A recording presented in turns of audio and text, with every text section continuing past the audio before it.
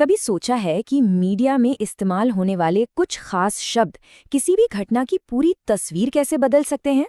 आज हम यही समझेंगे कि कैसे कुछ चुने हुए शब्द मिलकर एक मजबूत कहानी गढ़ते हैं।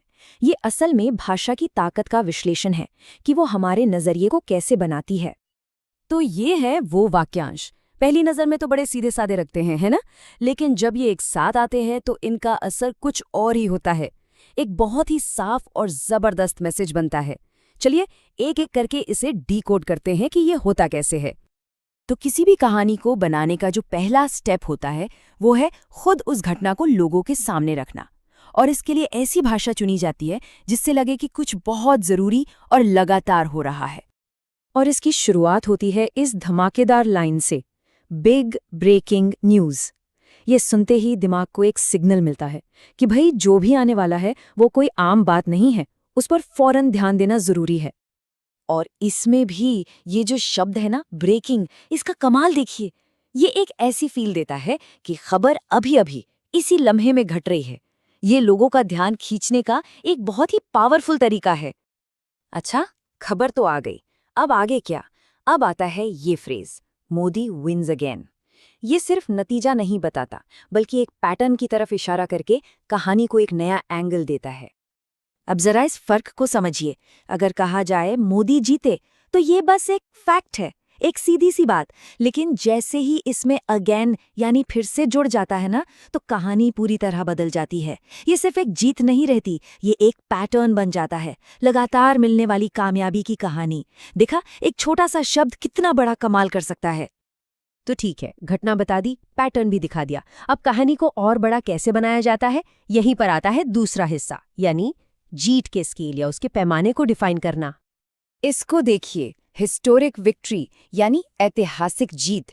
ये वाक्यांश जीत को एक मामूली पॉलिटिकल इवेंट से कहीं ज्यादा बड़ा बना देते हैं। मतलब ये कोई ऐसी वैसी जीत नहीं है, ये तो इतिहास में दर्ज होने वाली बात है।